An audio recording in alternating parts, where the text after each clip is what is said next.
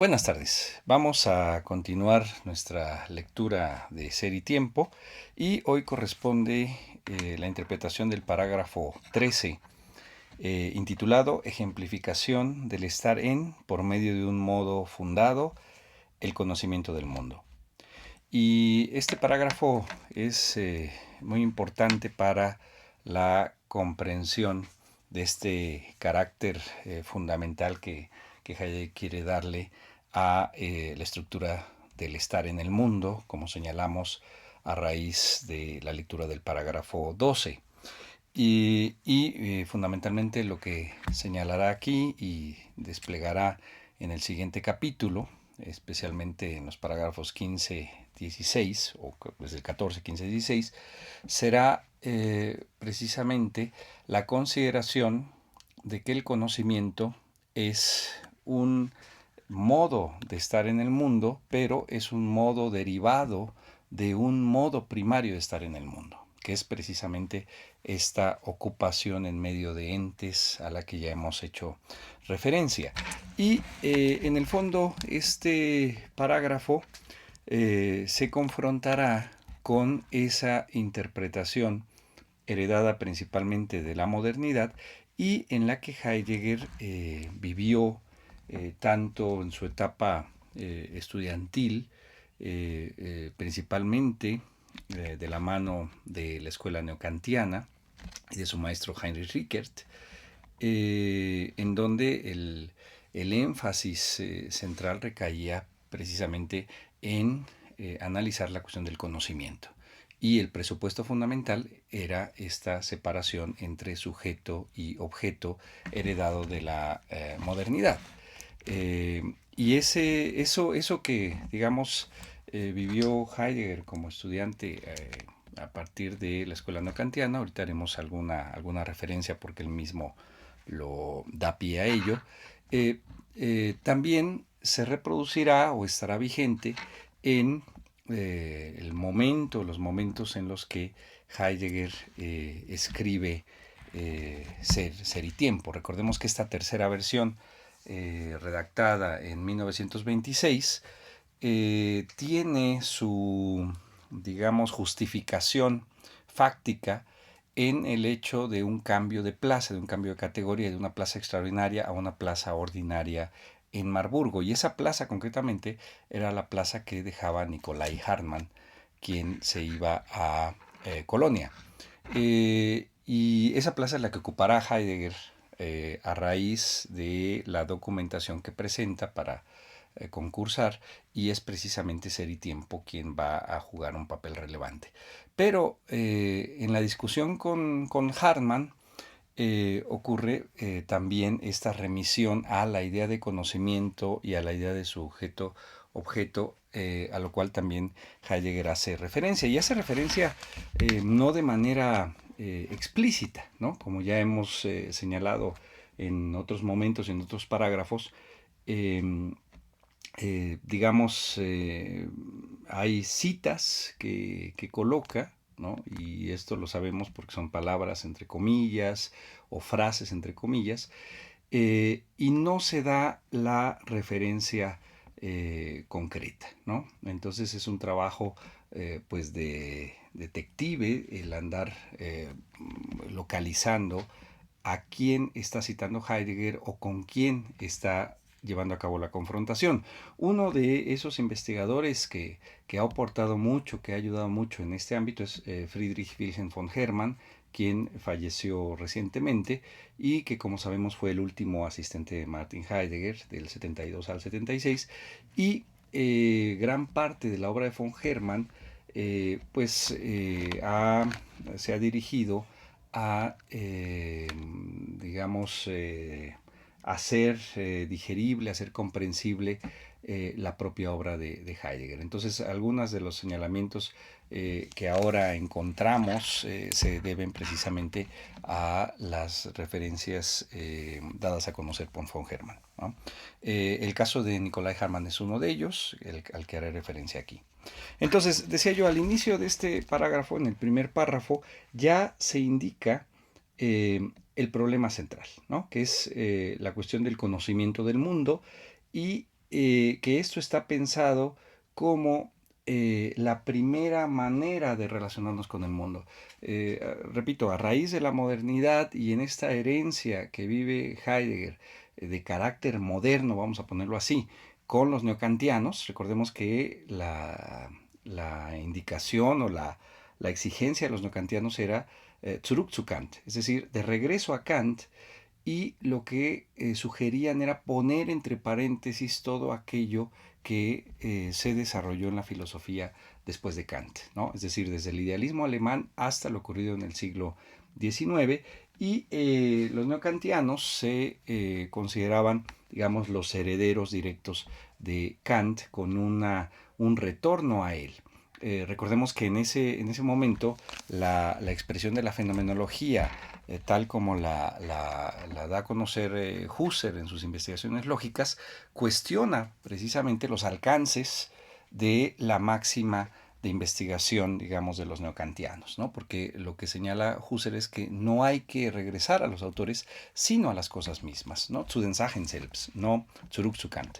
Pero bueno, en ese sentido, los neocantianos y algunos colegas de ese momento, como Nicolai Hartmann, son herederos de esa modernidad y de esa idea de conocimiento, en donde se plantea el conocimiento en primer lugar como la primera manera, la primera forma de estar en el mundo, de relacionarnos con el mundo, la manera en la que un sujeto puede entrar en relación con un objeto. Y prácticamente ahí tendríamos el esquema heredado de la modernidad. Y por eso dice Heidegger, pero cuando el fenómeno mismo, el conocimiento del mundo, empezó a ser tomado en consideración, cayó de inmediato en una interpretación externa y formal.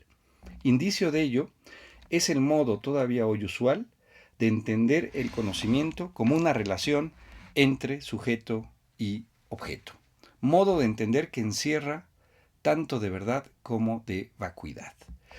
Y claro, entonces en este punto Heidegger estaría ya centrando una crítica radical a la herencia moderna, ¿no? Que presupone esta relación entre sujeto-objeto y que esta relación se expresa en el conocimiento. Entonces, la crítica inicial que estaría aquí para poder, digamos, sostener lo que ya indicamos a partir del parágrafo 12 y el despliegue que hará a partir del parágrafo 14 respecto de la cotidianidad, exige entonces ubicar el lugar del conocimiento. Y la primera cuestión que estará señalada es que no es la forma primaria de nuestro estar en el mundo, ¿no?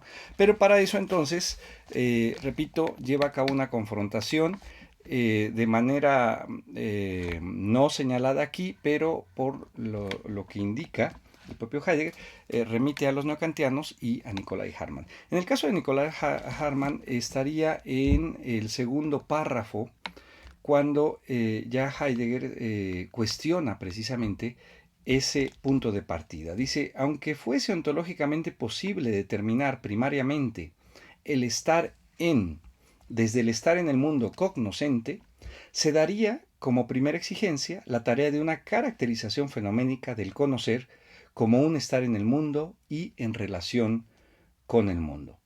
Parecería que esto no tendría que ser cuestionado, ¿no?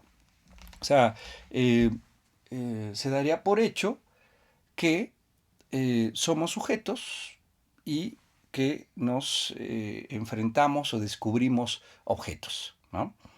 Pero la radicalidad fenomenológica de Heidegger inicia precisamente ahí, ¿no? Hunde sus raíces en ello. Es decir, en ese presupuesto que, repito, retoma del propio Husserl en el sentido de ir a las cosas mismas. Y la pregunta es si las cosas se dan efectivamente así o simplemente lo estamos asumiendo como presupuesto, ¿no?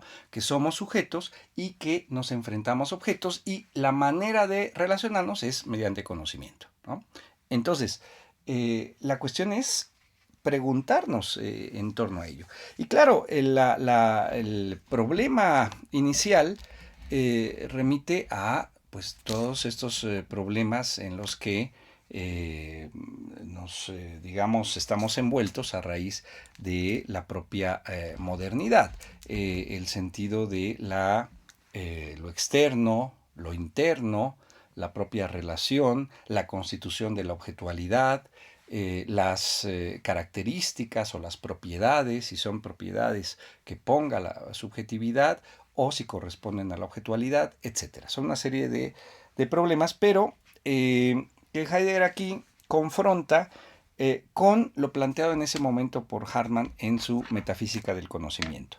Y precisamente señala en este segundo párrafo lo problemático de ese planteamiento de un sujeto que de alguna manera busque relacionarse con el objeto que está de forma externa y que se contraponen, ¿no? En el capítulo quinto de este libro que mencionamos, Metafísica del Conocimiento de Hartmann, que él intitula Análisis del fenómeno del conocimiento y entre paréntesis Fenomenología del conocimiento, pues toma precisamente como punto de partida esto que estamos señalando. Dice, en todo conocimiento se hallan frente a frente un cognoscente y un conocido, un sujeto y un objeto del conocimiento. La relación existente entre ambos es el conocimiento mismo. El frente a frente de ambos miembros es insuprimible y ostenta el carácter de mutua separación originaria o trascendencia. Los dos miembros de la relación no pueden separarse de ella sin que dejen de ser sujeto y objeto. El ser sujeto como tal existe solo para un objeto, el ser objeto como tal solo para un sujeto. Los dos son lo que son solo recíprocamente. Se hallan en estricta relación recíproca y recíprocamente condicionados. Su relación es correlación. La relación de conocimiento es bilateral, mas no invertible. El ser sujeto para el objeto no es lo mismo que el ser objeto para el sujeto.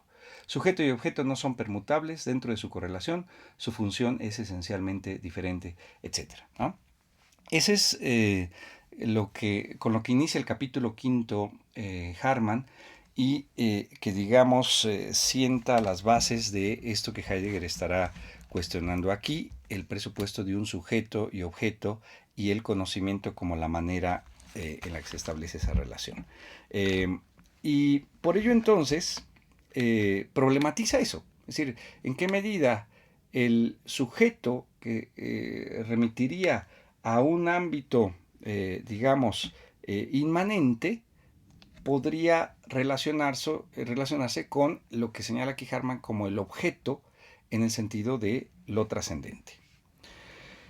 Dice, por consiguiente, cuanto más terminantemente se sostenga que el conocimiento está primera y propiamente dentro, y más aún, que no tiene absolutamente nada del modo de ser de un ente físico o psíquico, tanto más libre de presupuesto se cree proceder en la pregunta por la esencia del conocimiento y en el esclarecimiento de la relación entre sujeto y objeto. En efecto, tan solo ahora puede surgir un problema, vale decir, el que se expresa en la siguiente pregunta, que en realidad son tres preguntas que Heidegger resume aquí en una, pero bueno, son tres preguntas, se pueden diferenciar. La primera, ¿cómo sale este sujeto cognoscente de su esfera interna hacia otra distinta y externa? La segunda, ¿cómo puede el conocimiento tener un objeto? Y la tercera, ¿cómo debe ser pensado el objeto mismo para que en definitiva el sujeto lo conozca sin necesidad de arriesgar el salto a otra esfera? Y en este mismo capítulo, por eso señalamos, o von Hermann hace la acotación de que se está refiriendo a Hartmann, Nicolás Hartmann, porque precisamente en este capítulo prácticamente se responde, digamos, a estas preguntas, ¿no? ¿Cómo sale este sujeto cognoscente de su esfera interna hacia otra distinta y externa? Y ahí dice Hartmann, visto desde el sujeto, el aprender puede describirse como una salida del sujeto más allá de su esfera, como una intervención del sujeto en la esfera trascendente y heterogénea para él, del objeto, como una captación de las determinaciones del objeto en esta esfera y una incorporación o aceptación de las determinaciones captadas en la esfera del sujeto, ¿no? La segunda pregunta, ¿cómo puede el conocimiento tener un objeto? ahí Harman continúa. Dice, la intrusión del sujeto y su incorporación de lo captado dejan intacto al objeto como tal. El objeto no se torna inmanente. Las determinaciones del objeto no se alteran por el hecho de que sea captado e incorporado a la esfera del sujeto, ¿no? Y la tercera pregunta, ¿cómo debe ser pensado el objeto mismo para que en definitiva el sujeto lo conozca sin necesidad de arriesgar el salto a otra esfera? Dice Harman, la aceptación de lo captado no significa una inclusión del objeto en el sujeto, sino la repetición de las determinaciones del objeto en una formación de contenido en el sujeto, la formación de conocimiento o la imagen del objeto. Y esta idea de alguna manera de tratar de aclarar la relación entre sujeto y objeto mediante esto que señala Harman aquí como la imagen del objeto, ¿no? Pues evidentemente para Heidegger supone múltiples problemas, pero en el fondo, digamos, esta propuesta de Harman estaría cuestionada porque no se está aclarando el modo de ser de ese sujeto cognoscente, ¿no? Y eso, después de estas preguntas, lo señala ahí mismo. Dice, en estas muchas y variadas formas de encarar el problema, continuamente se omite, sin embargo, la pregunta por el modo de ser de este sujeto cognoscente, ¿no? Y este va a ser el problema, porque finalmente se está presuponiendo, de acuerdo con Heidegger, este sujeto cognoscente que busca relacionarse con el objeto, salir hacia ese ámbito trascendente y que de alguna manera se relaciona con la solución de Harman mediante esa imagen del objeto, pues evidentemente no respondería a la aclaración sin presupuestos de nuestro estar en el mundo, ¿no? Sino que ya estaría sobre la base esos presupuestos del estar dentro, el estar fuera, etc., ¿no? Y por eso entonces en el tercer párrafo continúa esta crítica y ahí me parece que hace una remisión a lo que señalábamos al inicio de esta sesión, que tiene que ver con su formación con los neocantianos, como su maestro Heinrich Rickert, ¿no? Dice en el tercer párrafo, en este planteamiento no se echa de ver algo que hasta en la tematización más provisional del fenómeno del conocimiento ya está implícitamente dicho, que el conocimiento es una modalidad de ser del Dasein en cuanto a estar en el mundo, ¿no? Y más adelante dice, el conocimiento es un modo de ser del estar en el mundo, ¿no? Entonces, eso va a ser, digamos, hacia donde dirige su tematización en términos de buscar otra manera de entender primariamente el estar en el mundo. Repito, con la intención de no presuponer, ¿no? De llevar a cabo una descripción inicial de la manera en la que estamos en el mundo. Y lo primero que Heidegger aquí detecta es que no estamos como sujetos que conozcamos objetos, ¿no? Sino precisamente como va a desplegar en los siguientes parágrafos, más bien estamos en una forma de estar ocupados, como ya lo anticipo en el parágrafo 12, estar ocupados con los útiles, con lo inmediato, ¿no? Estamos ocupados siempre en un quehacer con algo, ¿no? Que no son en sentido estricto cosas ni objetos, porque no los estamos conociendo en esta primera relación, sino más bien los estamos usando, ¿no? Camino en el piso, me siento en la silla, abro la puerta, abro un libro, tomo de una taza, etcétera, ¿no?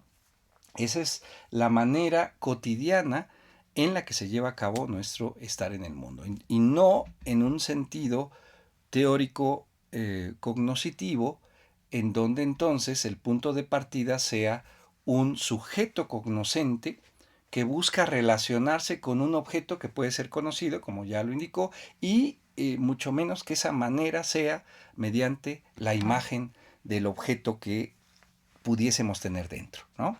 Entonces, más bien, hacia donde va el análisis es a pensar la manera de estar en el mundo en términos cognoscentes, ¿no?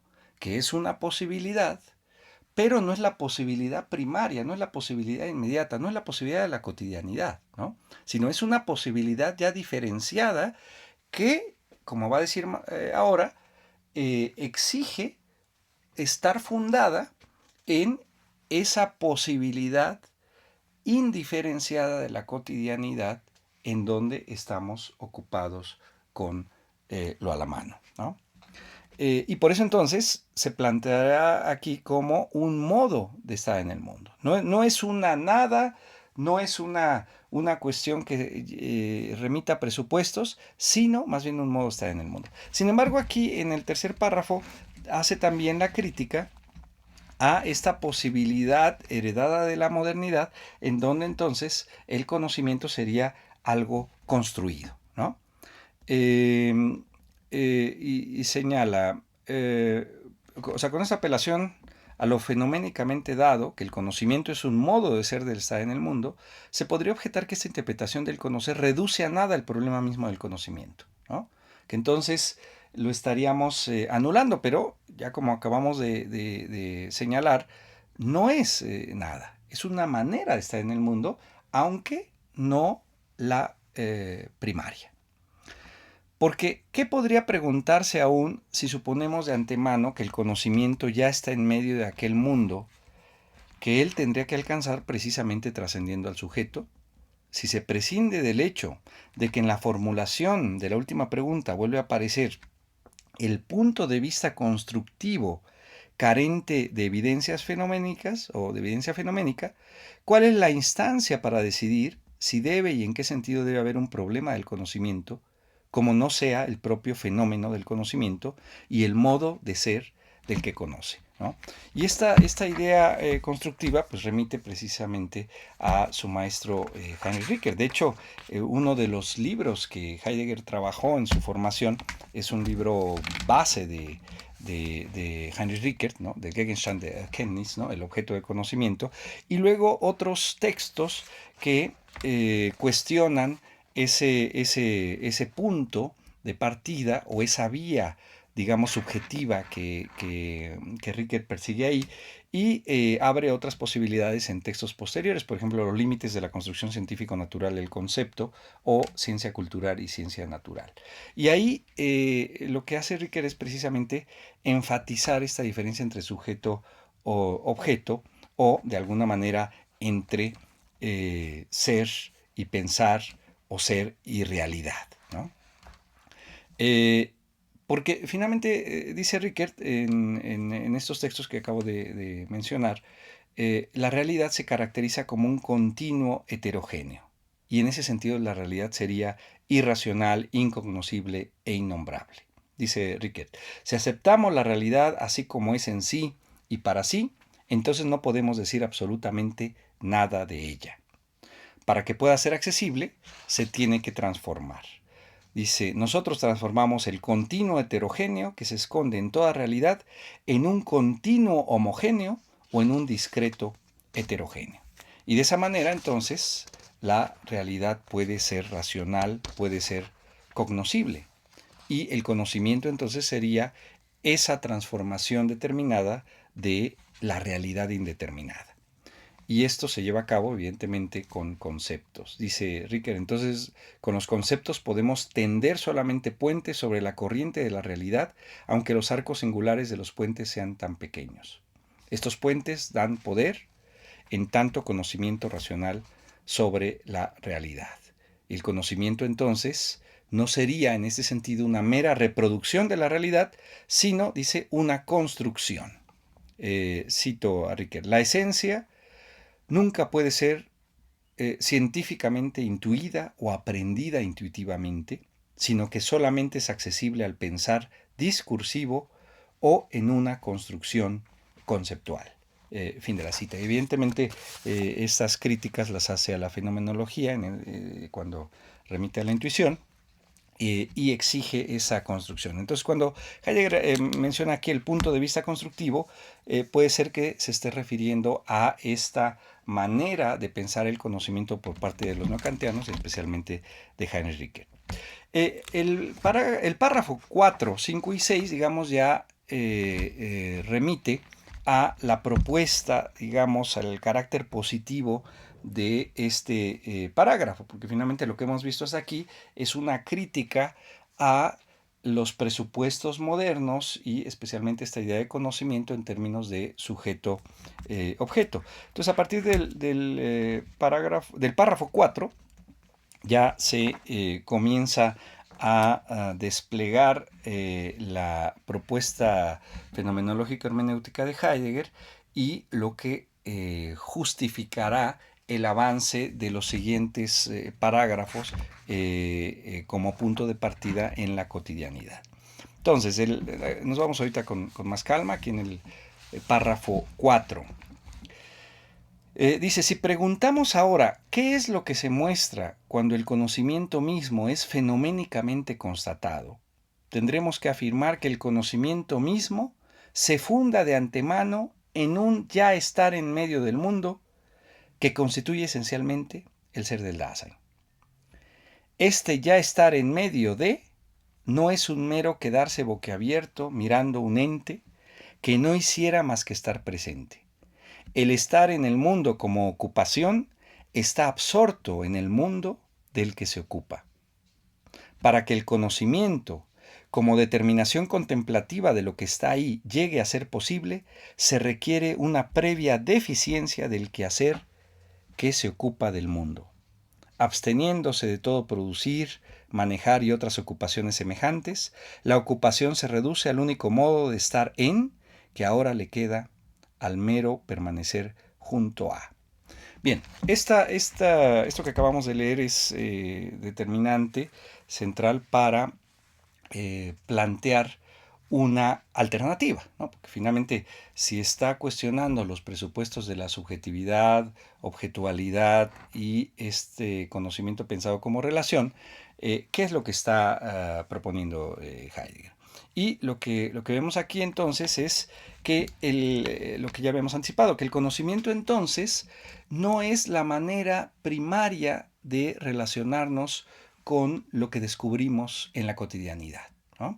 Sino que el conocimiento sería algo fundado, por eso dice, se funda de antemano en un ya estar en medio del mundo, ¿no? Que como vimos en el parágrafo 12, es un estar en medio del mundo ocupado, ¿no? Es un estar ocupado en el quehacer con algo, ¿no? De una u otra manera. No de inmediato o primariamente en términos teórico-cognoscitivos, ¿no? Y esto sabemos es algo que Heidegger descubre desde sus primeras lecciones, ¿no? Recordemos el curso por emergencia de guerra de principios de 1919, cuando Heidegger comienza como asistente de Husserl, y comienza también sus cursos en el marco de esa cátedra. Y ahí tenemos en lo que se estructuró, bueno, el texto sabemos es la idea de la filosofía y el problema de la concepción del mundo, y ya estructurado y publicado, le pusieron el parágrafo 14, la vivencia del mundo circundante, esta Umwelterlebnis, esa vivencia originaria que Heidegger va a describir en términos de su vida cotidiana. Es decir, si su vida cotidiana era dar clases, evidentemente es el atril o la cátedra y la relación que tiene en esa aula, en ese salón de clases, en donde estarían los estudiantes, ¿no? Y se hace la pregunta, ¿qué veo? ¿No? Si preguntamos por esa cátedra o esa situación en la clase, dice, ¿qué veo? ¿Superficies marrones que se cortan en ángulo recto? No, veo otra cosa. ¿Veo una caja, más exactamente una caja pequeña, colocada encima de otra más grande? De ningún modo. Yo veo la cátedra o el atril desde la que debo hablar. Ustedes ven la cátedra desde la cual se les habla, en la que yo he hablado ya. En la vivencia pura no se da ningún nexo de fundamentación como suele decirse. Esto es, no es que yo vea primero superficies marrones que se entrecortan y que luego se me presentan como caja, después como pupitre y más tarde como pupitre académico, como cátedra, de tal manera que yo pegara en la caja las propiedades de la cátedra como si se tratara de una etiqueta. Todo esto es una interpretación mala y tergiversada, un cambio de dirección en la pura mirada al interior de la vivencia. Yo veo la cátedra de golpe, por así decirlo, no la veo aislada. Yo veo el pupitre como si fuera demasiado alto para mí. Yo veo un libro sobre el pupitre como algo que inmediatamente me molesta. Un libro y no un número de hojas estratificadas y salpicadas de manchas negras. Yo veo la cátedra en una orientación, en una iluminación, en un trasfondo, ¿no? Ver, digamos, de golpe la cátedra, ¿no? El atril, es precisamente esta situación cotidiana que Heidegger describe y que nosotros también podemos describir en nuestra situación respectiva. No estamos conociendo las cosas de manera estratificada a partir de algo que estuviese ahí presente como objeto y que pudiésemos conocer, sino más bien de golpe nosotros descubrimos a ese ente en su estar a la mano, como lo va a desplegar más adelante, como un útil, ¿no? Que descubro ante una situación de ocupación respectiva, ¿no? Es decir, ahora al dar esta clase, al sentarme a comer, al caminar, sacar a la perra a pasear, hacer algo en el jardín, etcétera, ¿no? Las cosas que hagamos, estamos siempre en esa ocupación y ahí descubrimos los entes de esa manera, no de una forma teórico-cognoscente con una distancia, ¿no? Que eso es el punto que Heidegger cuestionaría aquí, esa distancia que presupone digamos, la interpretación moderna de la subjetividad y la objetualidad, ¿no? Entonces, de antemano estaríamos ya en ese estar en medio, no boquiabiertos, como dijo, mirando un ente que no hiciera más que estar presente. En la cátedra que acabamos de leer no es algo que esté ahí presente, ¿no? Es un útil que desempeña esa función en el acto académico respectivo, lo mismo que la taza, el piso, el escritorio, la calle, etc. El estar en el mundo como ocupación está absorto en el mundo del que se ocupa, ¿no? Evidentemente, hay ese, dice Benomen, y aquí Rivera traduce como absorto, precisamente porque lo que acabamos de decir, no hay distancia, ¿no?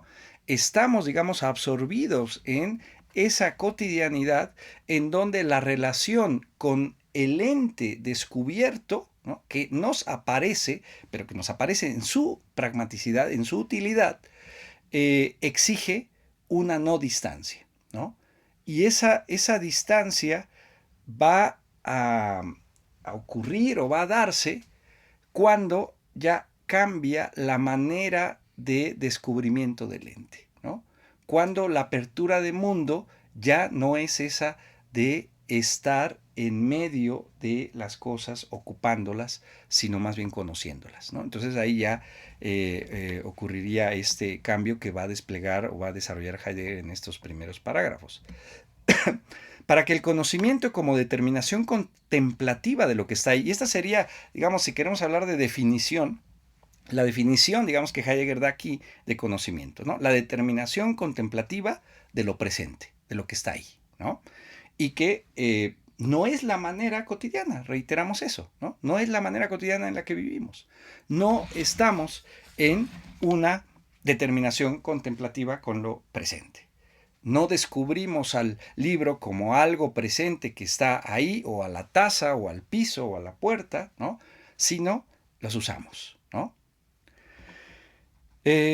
Para que el conocimiento como determinación contemplativa de lo que está ahí llegue a ser posible, se requiere una previa deficiencia del quehacer que se ocupa del mundo. Es decir, de esa manera cotidiana en la que estamos, que ya anunció en el parágrafo 12, esa ocupación del quehacer, ahora ocurre entonces una deficiencia. ¿En qué consiste esa deficiencia? Bueno, lo señala aquí. Absteniéndose de todo producir, manejar y otras ocupaciones semejantes, la ocupación se reduce al único modo de estar en que ahora le queda, el mero permanecer junto, ¿no? Digamos, se retira este carácter de estar a la mano o de utilidad para dar paso entonces al estar ahí presente, ¿no? Y entonces, esto significa que el ámbito del quehacer, ¿no? De esa ocupación del quehacer, de esa ocupación pragmática, si queremos llamarla así, ahora pasa a ser una ocupación cognoscente, ¿no? El conocimiento, como ya indicó, es un modo de estar en el mundo, no significa que sea algo ajeno a la ocupación, ¿no? Forma parte de la ocupación, ¿no? Porque como ya anticipamos en el parágrafo 12, la ocupación lo va a desplegar posteriormente como parte de esa estructura del qué del Dasein en el sentido de cuidado, ¿no? Entonces, el conocimiento no puede ser algo ajeno al ámbito del cuidado, sino estaría determinado también por el cuidado. Pero lo que está cuestionando aquí Heidegger es, digamos, la inversión que se ha dado en la tradición y especialmente en la modernidad al colocar al conocimiento como lo primario, lo determinante y que exige entonces también una determinación ontológica que no ha quedado aclarada, como es la idea de subjetividad y objetualidad y por lo tanto los problemas que conlleva eso, es decir, la manera de relacionarse el sujeto con el objeto mediante el conocimiento. Es decir, esa idea de conocimiento es la que está cuestionando Heidegger aquí y que más bien estará pensado, como ya acabamos de señalar, con un modo deficiente de esa ocupación pragmática en la que nos movemos. Y entonces en esa deficiencia en donde entonces se retira ese estar a la mano para dar paso a la presencia, queda entonces ahora transformada ese quehacer ahora en lo que llama aquí el mero permanecer junto a, ¿no? Y esa sería, digamos, la base para diversas maneras, diversas formas en las que se expresa este ámbito, digamos, teorético, ¿no? Estas posibilidades cognoscentes. Es decir, el conocimiento aquí Heidegger no lo ve como una cuestión terminada, cerrada, única, sino, como ahora va a señalar, en diferentes niveles. Hay diferentes formas en las que se expresa el conocimiento o esa relación teórico-cognoscitiva con las cosas, pero que hunden sus raíces en esta deficiencia, en esta derivación. Si es deficiente, entonces es una derivación y por lo tanto también exige estar fundada en ese modo pragmático del estar ocupado en medio de los entes. Dice, sobre la base de este modo de ser respecto del mundo, es decir, de este mero permanecer junto a, que permite que el ente que comparece dentro del mundo solo comparezca en su puro aspecto, se hace posible, como modo de esa forma de ser, un explícito mirar hacia lo así compareciente. Hay una nota en donde, pues sabemos, las notas marginales son posteriores, en donde hay una crítica de Heidegger a sí mismo y donde busca recuperar el papel del Theorein y de la contemplación en su carácter originario. Pero bueno, aquí lo que está enfatizando más bien es, como ya indicamos, una crítica a la idea de conocimiento de la modernidad y lo heredado y tratar de plantear una forma de pensar el conocimiento en esta dimensión fenomenológico-hermenéutica, ¿no? Dice, este mirar hacia es siempre un preciso orientarse a, un apuntar al ente que está ahí. Y estas ya son las formas en las que Heidegger está pensando, digamos, esos niveles teórico-cognoscitivos que pueden ser pensados, ¿no? El orientarse a, el apuntar al ente que está ahí, o sea, presente, y luego señala otros. Este apuntar extrae de antemano del ente que comparece un cierto punto de vista. Semejante mirar hacia viene a ser el mismo un modo autónomo de estar en medio de los entes intramundanos. En el estar así constituido, como abstención de todo manejo y utilización, se lleva a cabo la aprehensión de lo que está ahí, como otro nivel, otro modo. La aprehensión se realiza en la forma de un hablar de algo, ¿no? Ansprechen, otra manera, y de un hablar que dice algo como algo, besprechen von etwas als etwas, otra manera. Sobre la base de esta interpretación, en sentido latísimo, la aprehensión se convierte en determinación, otro nivel. Lo aprendido y determinado puede expresarse en proposiciones y en tanto que así enunciado, retenerse y conservarse, ¿no? Entonces, esto que señala lo que acabamos de leer son, digamos, diversas formas en las que se puede pensar ese ámbito del conocimiento, ¿no? Repito, no de una forma simple, cerrada, única, sino diversas variantes. Pero lo característico es que remiten o, digamos, son derivados, todas estas formas, de un ámbito primario que es el estar en el mundo ocupado pragmáticamente, como ya señalamos, y como va a continuar en los siguientes parágrafos, ¿no? Es precisamente esta determinación de estar en el mundo, en la ocupación pragmática, como el punto de partida de la cotidianidad. Decíamos, con este intento de no remitir a presupuestos, de buscar el darse fenomenológico de las cosas. ¿En qué medida entonces eso puede cambiar también la perspectiva, y lo va a hacer Heidegger en ese sentido, del modo de ser del ente que está ahí en el mundo, ¿no?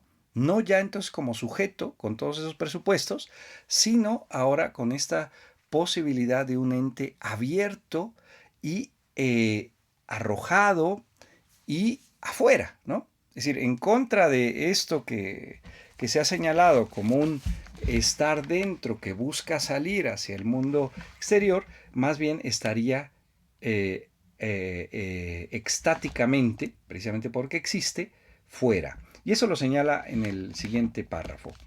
Dice, dirigiéndose hacia y aprendiendo algo, el Dasein no sale de su esfera interna, en la que estaría primariamente capsulado, sino que, por su modo primario de ser, ya está siempre fuera, ¿no? Entonces, si preguntáramos, es decir, en estos presupuestos, esta determinación de la modernidad y los esquemas con los que se confronta Heidegger, como acabamos de ver, eh, presuponen este ente o este modo de ser cerrado, ¿no? Esta subjetividad, esto que fundamenta de alguna manera todas sus posibilidades, si nos remitimos a Descartes con los modos de las cogitaciones, o si nos remitimos a Kant en el sentido de las condiciones de posibilidad para aprender algo, para que algo pueda ser un objeto de la experiencia, ¿no?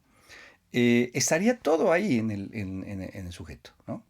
Y el problema es qué pasa o cómo se interpreta precisamente esa objetualidad y la manera entonces en la que puede ser pensado el conocimiento. Aquí como como está analizando Heidegger, si el conocimiento no es lo primero, ¿no? No es el punto de partida, entonces tampoco es lo que determina inicialmente a eso que somos, ¿no? O sea, inicialmente no somos entes cognoscentes, la primera determinación no es esa, sino más bien este ámbito preteorético o ateorético en el que nos movemos y en donde los entes son descubiertos pragmáticamente en nuestras ocupaciones, ¿no? Entonces, eso cambia ya la determinación ontológica de lo que somos. Y eso exige, como ya lo anticipamos, un estar ya en medio de los entes. Es decir, no un estar dentro que busque salir para dirigirse a algo, ¿no? Estar dirigido a algo, orientarnos, como dice aquí, o aprender algo, o determinar algo, ¿no? Sino más bien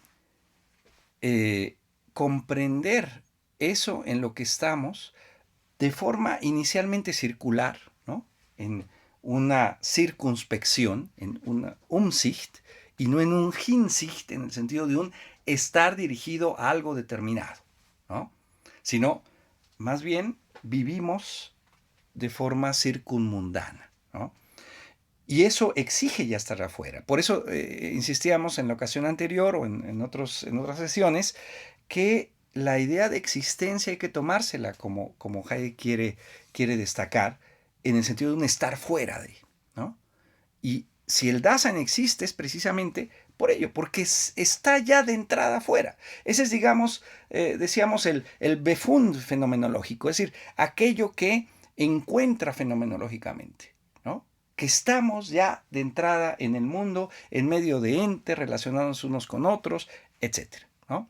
Ese va a ser el punto, y de ahí deriva el conocimiento, como vimos, con una deficiencia de ello, con un, digamos, retirar algunos aspectos, con la posibilidad de plantear una distancia.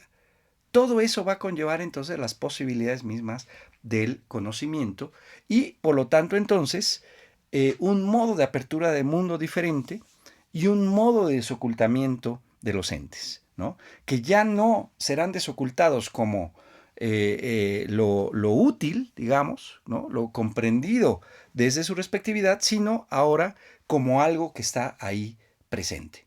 Y por eso ya no es una mirada circunspectiva, sino ya un estar dirigido, ¿no? Un Hinsen, ¿no? Un estar dirigido a algo porque eso está presente, porque eso es descubierto como algo presente.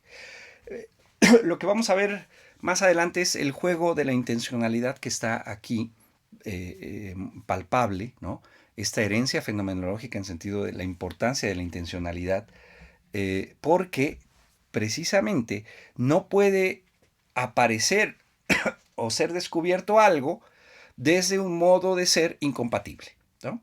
Sino que debe haber esa compatibilidad entre aquello que es descubierto y las posibilidades de ese ser descubierto de tal o cual manera. Y eso me parece que Heidegger lo va a estar, digamos, trabajando, va a ser una parte de la guía en los análisis que va a llevar a cabo ahí. Es decir, por eso entonces, en el ámbito de la ocupación pragmática, no podemos descubrir a un ente en tanto algo presente, ¿no?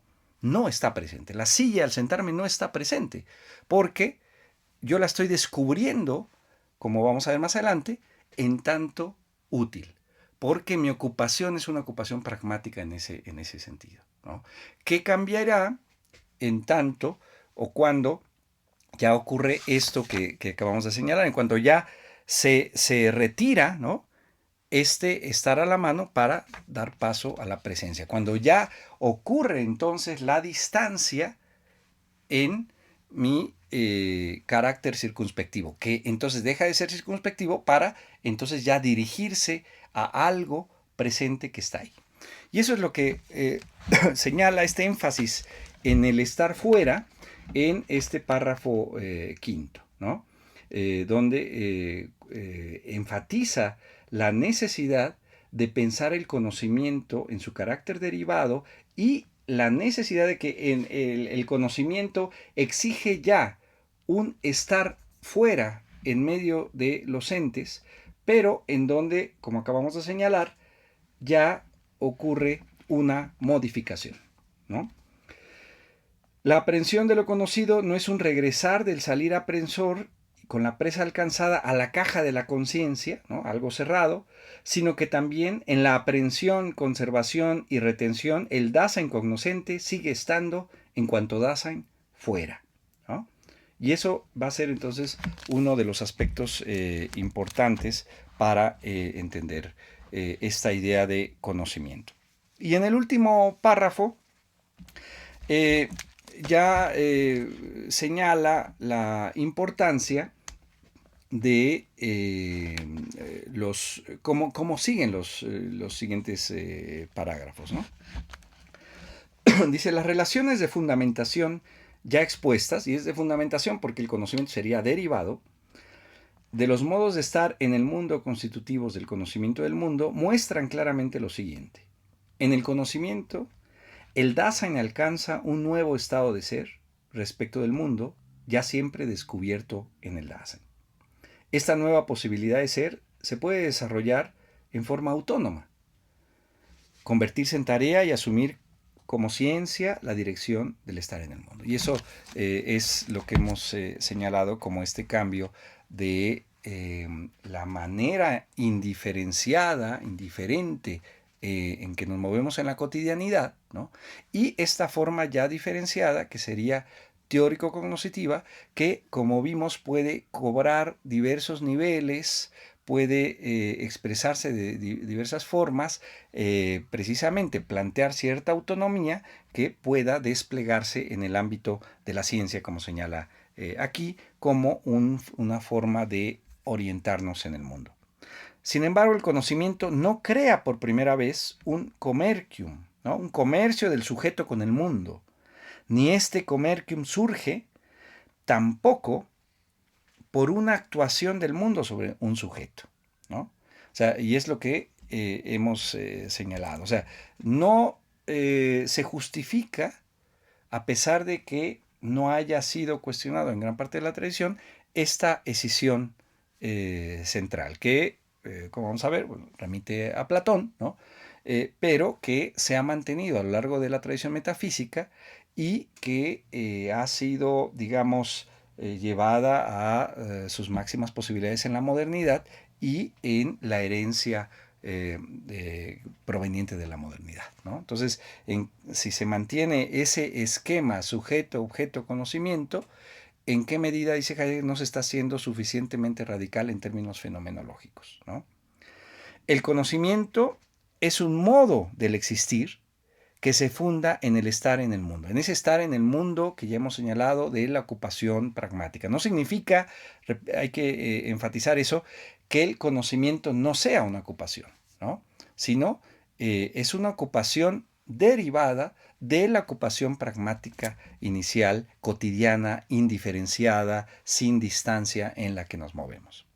Esa es la razón por la cual el estar en el mundo reclama, en tanto que constitución fundamental, una previa interpretación. Y por eso entonces, aquí Heidegger justifica la necesidad entonces de no partir, no tener esta base del conocimiento como punto de partida y las estructuras de la subjetividad, de la objetualidad y todo lo que eso conlleva, la idea de mundo, ¿no?